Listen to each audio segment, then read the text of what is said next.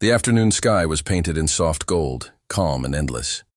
A passenger jet sliced through the clouds, carrying over 200 people from New York to Los Angeles. Businessmen, families, tourists. And among them, a 16-year-old girl named Amelia Grant sat quietly by the window, staring into the vastness of the blue. Amelia wasn't just another passenger. Since childhood, she had been fascinated by airplanes. Her father, a retired pilot, often told her, "The sky isn't a limit, it's a home for those who dare." Those words had lived inside her ever since. She spent hours playing flight simulators, learning how to control an aircraft, how to read the instruments, how to stay calm in chaos. But that day, the sky was about to test her in ways she never imagined. An hour into the flight, the passengers heard a deep metallic rumble. The plane shook, just slightly at first. People looked around, uneasy but calm. Then, without warning, a violent jolt threw drinks, trays, and passengers off balance. Someone screamed. The oxygen masks dropped. The captain's voice came over the intercom, trying to sound steady. "Ladies and gentlemen, please fasten your seatbelts. We're experiencing some turbulence," but Amelia could hear the tremor in his tone. It wasn't just turbulence. She noticed a flight attendant rushing down the aisle toward the cockpit, fear written across her face. A few seconds later, another jolt, harder, louder. The plane dipped suddenly, and a wave of panic swept through the cabin. Children cried. Some passengers began praying. The seatbelt signs flickered, and the lights dimmed for a moment. Then silence. The captain's voice was gone. Instead, a frantic voice came through the intercom. The co-pilots. We need help! The captain is unconscious. Is there anyone on board with flight experience? Please come forward immediately." The air in the cabin froze. Nobody moved. Passengers exchanged terrified glances. Some covered their mouths. Some just whispered, "Oh my God." Amelia's heart pounded. She looked at the cockpit door, then at the faces around her, filled with panic and disbelief. Her father's voice echoed in her head. "The sky doesn't forgive fear. It rewards courage." Before she could think twice, she unbuckled her seatbelt and stood up. "I can help," she said. Her voice trembling but determined. The flight attendant stared at her. "You? You're just a kid." Amelia took a step forward. "My dad's a pilot. I've trained on simulators for years. Please, let me try." For a moment, it felt like the entire cabin was holding its breath. Then the attendant nodded quickly and opened the cockpit door. Inside, alarms blared. Red warning lights flashed across the control panel. The captain slumped unconscious in his seat. The co-pilot, drenched in sweat, was struggling to keep the aircraft stable. He turned, shocked to see her. "Who are you?" "Amelia Grant. I know how to fly. At least, I think I can help." The co-pilot hesitated for a second, then whispered, "All right. Sit down. I can't do this alone." Amelia slid into the captain's seat. Her hands trembled as she gripped the yoke. The view in front of her was breathtaking and terrifying. Endless clouds, flashing lightning far ahead, and an altimeter ticking downward. The co-pilot barked instructions. "Keep the nose level. Watch your speed. We're dropping altitude too fast." Amelia nodded, scanning the dials. She reached for the throttle, adjusting it carefully. The plane began to stabilize, just slightly. Her mind raced. Everything her father had ever taught her came flooding back. Airspeed indicators, attitude control, stabilizers. She muttered under her breath, "Come on, Amelia. You can do this." The co-pilot contacted air traffic control. "Mayday! Mayday, this is Flight 2137, Captain down. We have a young civilian assisting in control." Static filled the radio. Then a calm voice responded. "Flight 227, this is LAX control. We're tracking you. Remain calm. Keep your altitude steady and follow instructions." Amelia exhaled slowly, her pulse thundering in her ears. She didn't dare look back, but she could feel the hundreds of lives depending on her, every single one sitting quietly behind that cockpit door. The plane rocked again. The co-pilot cursed under his breath. Amelia's fingers tightened on the controls. She whispered, "Dad, if you can hear me somehow, guide me." For a few tense moments, the only sound was the drone of the engines and the distant crack of thunder. Amelia kept her eyes fixed straight ahead. The storm was coming closer, but fear wasn't winning. Not yet. Amelia was flying now. The hum of the engines filled the cockpit, but beneath that steady sound was chaos, warning alarms, flashing lights, and the heartbeat of a 16-year-old girl trying to control a 70-ton jet. Amelia's fingers were slick with sweat as she held the yoke. The co-pilot, still pale and exhausted, was guiding her step by step. "All right, Amelia. Keep your eyes on the horizon indicator. Don't overcorrect. Small, gentle movements." Outside, the sky had turned gray and restless. The once soft clouds had thickened into towering walls of storm. Lightning flashed in the distance, bright enough to illuminate the cockpit for a split second. Amelia swallowed hard. "We're heading into a thunderstorm, aren't we?" The co-pilot nodded grimly. "There's no way around it. The storm's too wide. We'll have to fly through it." The plane shook violently as they entered the edge of the storm. Passengers screamed behind the cockpit door. Coffee cups and bags rattled across the floor. Amelia's heart raced, but her hands stayed firm. She heard her father's voice again in her mind, calm and steady, as if he were sitting right beside her. Flying isn't about fighting the wind. It's about dancing with it. She focused on that. Each time the plane tilted, she countered the motion gently, breathing through every second. The co-pilot glanced at her, disbelief written all over his face. "You're doing great, Amelia. Better than some trainees I've seen." She gave a nervous smile, her eyes still fixed on the instruments. "I just don't want to kill us all." A faint chuckle escaped the co-pilot, but it was quickly drowned by another loud crack of thunder. The aircraft shook again, this time harder. An indicator light blinked red. "Hydraulic pressure dropping," the co-pilot shouted. "What does that mean?" "It means we're losing control of the rudder." Amelia's breath caught in her throat. She glanced at the controls, remembering the countless times she'd faced the same failure in her simulator. This wasn't a game now. This was real. "Switching to manual override," she said quickly. Her fingers moved across the controls, flipping switches she recognized. The alarms stopped. "Stabilizers are holding. We're okay for now." The co-pilot blinked, stunned. "How do you know all this?" "I've been training since I was 12, she replied softly. "My dad wanted me to be ready for anything." He looked at her for a long moment, then said quietly, "He'd be proud of you." Outside, the storm was reaching its peak. Sheets of rain battered the windows. Lightning flashed closer now, each burst lighting up Amelia's determined face. "Flight 227 to control," the co-pilot called over the radio. "We're in severe turbulence down one hydraulic line. Requesting immediate vectors for emergency landing." "Copy that. Flight 227, came the calm voice from Los Angeles Control. "Runway 24L is being cleared. We'll guide you in. Who's flying the aircraft?" The co-pilot hesitated, then almost proudly, "A 16-year-old civilian, and she's keeping us alive." There was a stunned pause over the radio, then the air traffic controller's voice softened. "Understood. Tell her she's doing an incredible job. We'll bring you home." The plane steadied slightly as they emerged from the thickest part of the storm. The view ahead was breathtaking. Patches of golden sunlight breaking through the clouds, the Pacific glimmering in the distance. Amelia exhaled in relief. We made it through. But the relief was short-lived. The co-pilot pointed to the fuel gauge. The needle was dropping faster than it should. "Fuel leak," he muttered. "We have maybe 20 minutes before we're dry." Amelia's heart sank. 20 minutes. That was all the time they had to land safely. She tightened her grip and said with quiet determination, "Then let's not waste a single second." The co-pilot radioed again. "Flight 227, declaring emergency. Low fuel, preparing for immediate descent." "Roger that," came the reply.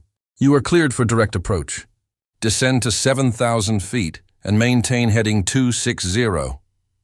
Amelia began the descent slowly, just as she'd practiced on the simulator, nose down slightly, adjusting throttle, balancing speed and altitude.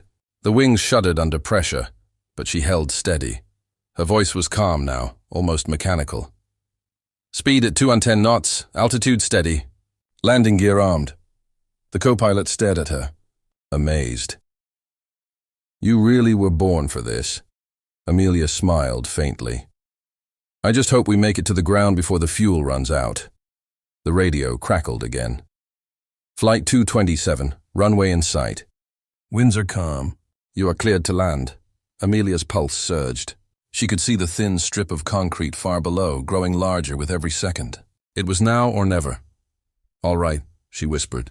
Let's bring her home. The runway stretched far below like a thin silver thread glimmering through the clouds. Amelia's eyes locked onto it, her destination, her final challenge. The cockpit was filled with tension. Every light, every sound, every beep mattered now. The co-pilot's voice trembled slightly as he guided her. All right, Amelia. You're lined up perfectly. Keep your nose steady. Too low and we'll stall. Too high and we'll overshoot. She nodded, her lips pressed together. Her heart was pounding, but her hands were steady. Outside, the city of Los Angeles began to appear, skyscrapers glinting in the sunlight, roads twisting like ribbons below. People on the ground had no idea that a 16-year-old girl high above them was fighting for the lives of over 200 souls. Flight 227. You're clear for final approach, came the voice of air traffic control. Winds are light, visibility good. You're doing great, kid. Amelia managed a small smile. Thank you, control. Beginning final descent. She gently pulled back the throttle, lowering the landing gear. The familiar thump echoed beneath their feet as the wheels locked in place. The plane trembled slightly as air resistance increased. The co-pilot monitored the readings. Speed at 160 knots. Altitude 1,500 feet. Flaps to 30. Amelia adjusted the flaps just as she had seen her father do countless times. Her focus was razor sharp. The storm was gone now. Only the soft hum of the engines and the faint glow of sunlight guided her. But then, an alarm blared again. Fuel pressure critical. The co-pilot looked at the gauge. The needle was almost touching zero. We're out of time, he said quietly. You have one chance to land this. Amelia didn't answer. She just tightened her grip. The runway was getting closer, growing larger by the second. She could now see the rows of emergency vehicles waiting, flashing red and blue lights. Fire trucks, ambulances, and news vans were already lined up. The world below was holding its breath. Inside the cabin, passengers prayed, cried, held hands. Some whispered her name, the girl who had taken control when everyone else froze.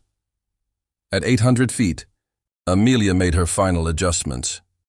Flaps full, she said. Flaps full, the co-pilot confirmed. Landing checklist complete. Her voice was calm now, unnaturally calm for someone her age. The wheels were seconds from touching the ground. Easy, easy, the co-pilot murmured. I've got it, she replied softly. The nose tilted slightly up. The plane skimmed the runway, a long, tense second, then a loud thud. The tires screeched, smoke rising as the aircraft touched down. The cabin erupted in screams, half in fear, half in relief. Amelia kept her focus. Reverse thrust, she called out, pressing the levers forward. The massive jet slowed, inch by inch, until finally, the roar faded. The plane rolled to a stop. Silence, then a sound, clapping. First one, then two, and within seconds, the entire plane erupted in applause. People cried, hugged, shouted her name. Amelia sat frozen, breathing hard, staring at the runway ahead. She had done it. The co-pilot removed his headset and smiled through tears. You just landed a commercial jet, Amelia. You saved everyone on board. She turned to him, disbelief in her eyes. We're really safe? Yes, he said. You did it. Outside, emergency crews surrounded the aircraft. Reporters gathered behind the barriers, cameras flashing. The moment she stepped out, the world would know. A 16-year-old girl had performed a miracle in the sky. When the door opened, the first thing she saw was the bright sun and a crowd of people cheering. Paramedics rushed in to assist the unconscious captain, while the co-pilot helped Amelia to her feet. Her legs were shaking, but she managed to smile as she stepped out of the cockpit.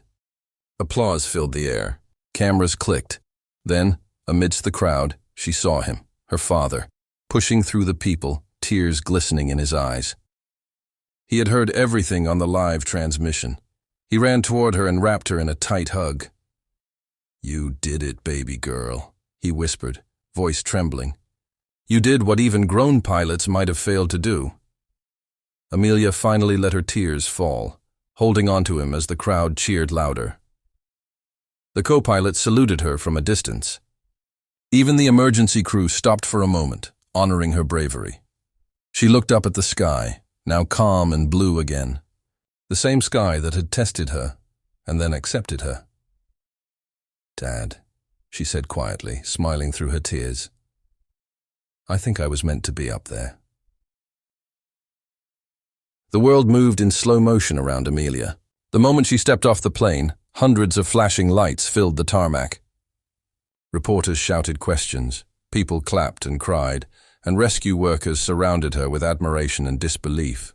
But Amelia barely heard any of it.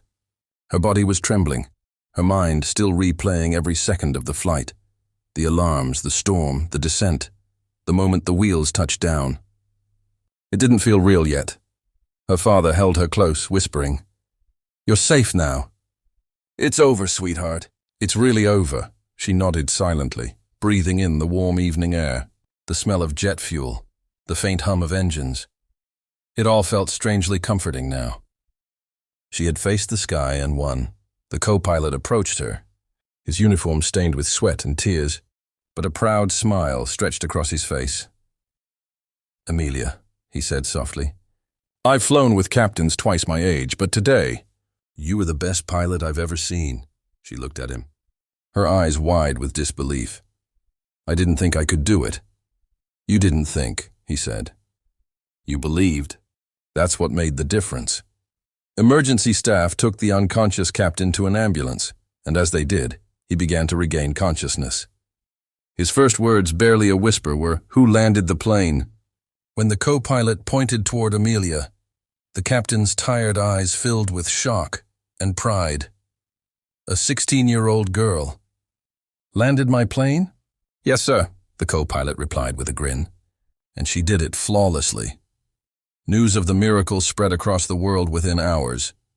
Television screens everywhere flashed headlines like, "Teenage girl saves 227 lives mid-flight," "Miracle in the sky," "Young hero lands passenger jet." Airports, schools and even flight academies began to talk about her. Some called her the sky's daughter, others the youngest pilot of courage. But Amelia wasn't.